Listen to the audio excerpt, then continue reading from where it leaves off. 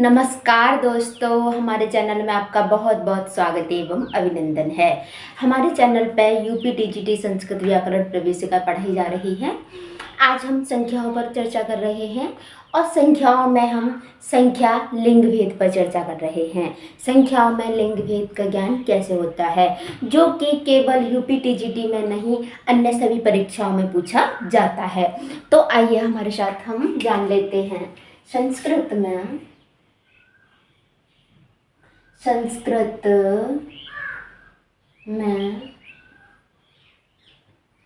संख्या लिंग ज्ञान, संख्या लिंग ज्ञान, संख्या की लिंग का ज्ञान। जैसे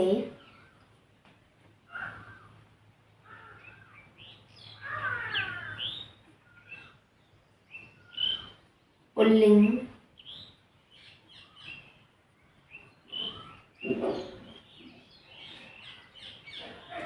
स्त्रीलिंग और नपुंसकलिंग।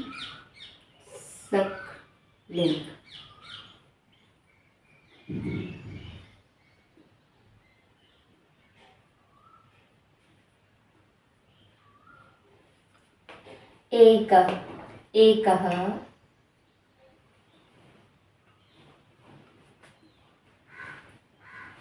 एका, एकम्,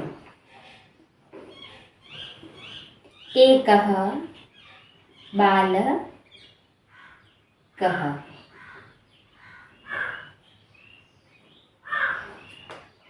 एका बालिका, एकम फलम। इस तरीके से दो के लिए द्वौ, बालकौ, द्वे बालिके,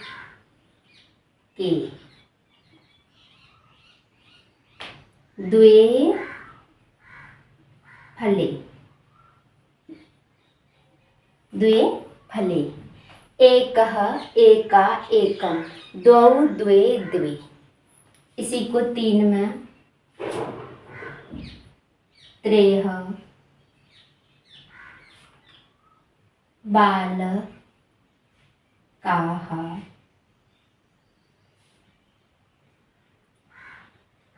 चतस्रः, बालिकाः,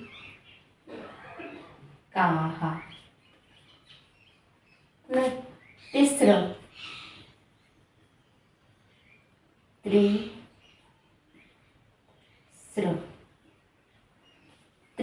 त्रिस्रः बालिकाः, त्रीणि फलानि,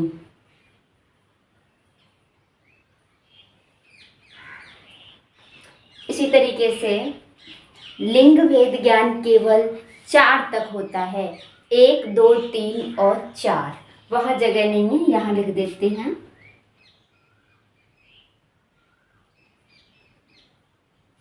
पुल्लिंग का पहले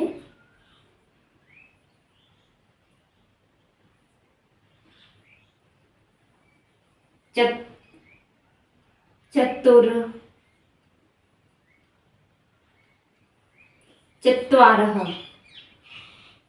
चत्वारः बालकाः,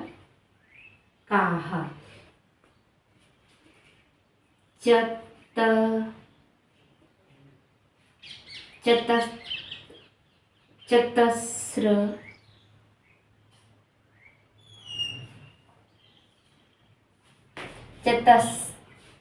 चतस्रः बालिका,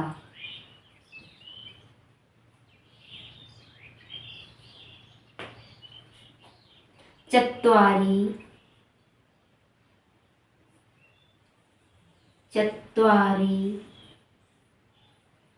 फलानि।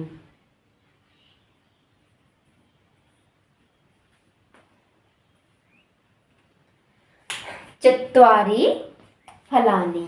तो इसको हमें इस तरीके से देखना होता है कि केवल 4 तक ऐसा होता है कि संख्याओं में भेद होता है, 4 के बाद आगे ऐसा नहीं होता है।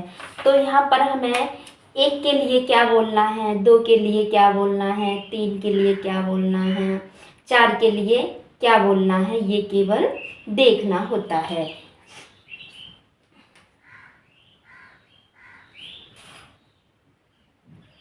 तिस्रः ता है यहाँ पर केवल तिस्रः। तो जैसे मैं अब यहाँ पर लिख देती हूँ इसे हटा करके, एकः, एका, एकम,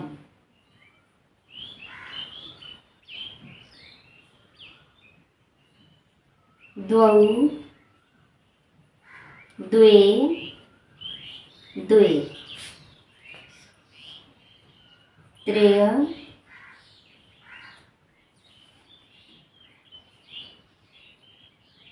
तिस्रः, त्रयः, तिस्रः, त्रीणि,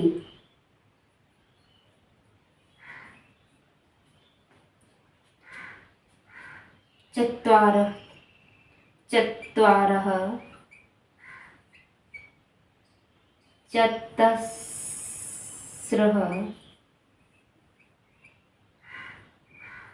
चत्वारि,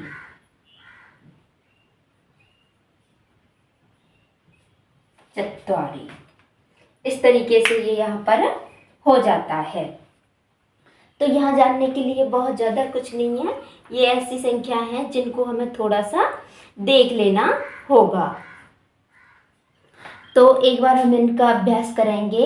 एकः, एका, एकम, एकः, एका, एकम, एकः बालकः, एका बालिका, एकम पुष्पम, फलम, जो भी होगा नपुंसकलिंग में। इसके बाद द्वौ, द्वौ हमारा पुल्लिंग में होगा, नपुंसकलिंग और स्त्रीलिंग में एक जैसा ही होता है, नपुंसकलिंग वाला। तो इस तरीके से एकः, एका, एकम, द्वौ, द्वे, द्वे, त्रयः, तिस्रः, त्रीणि, चत्वारः, चतस्रः, चत्वारि। इस तरीके से हमारा लिंग भेद ज्ञान होता है। इसी में हम थोड़ा सा संख्याओं को जान लेंगे। इतना हमने जान लिया।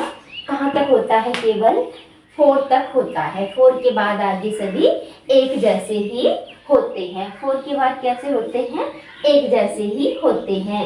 एकः, एकः, एका, एकम, द्वौ, द्वे, द्वे, त्रयः, त्रयः, तिस्रः, त्रीणि, चत्वारः, चतस्रः, चत्वारि। संख्याएं हम संख्या पढ़ लेंगे यहाँ। संख्या संस्कृत, संस्कृतेन, जैसे एकम, द्वे, त्रीणि, चत्वारि, पंच, षट्, सप्त, अष्ट,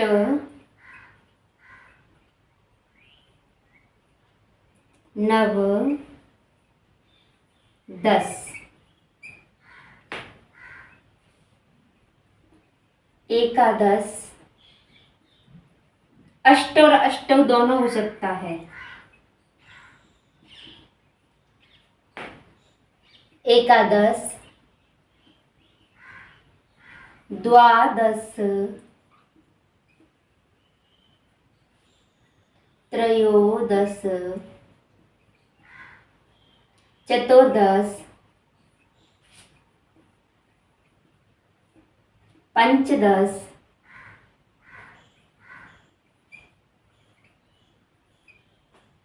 षोडश, सप्तदश, अष्टादश, नवदश, विंशति।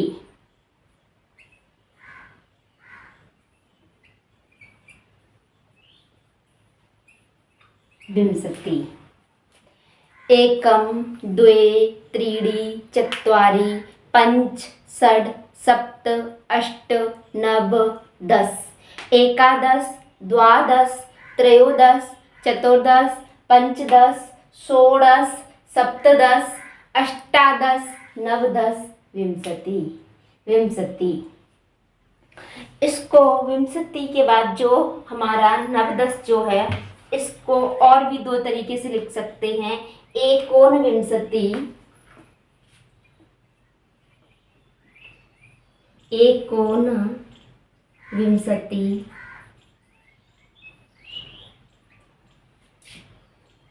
एकोनविंशति। और एक हमारा इसे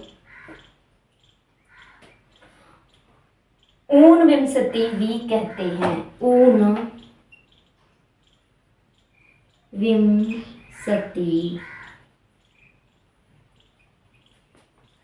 एकोनविंशति, एकोनविंशति।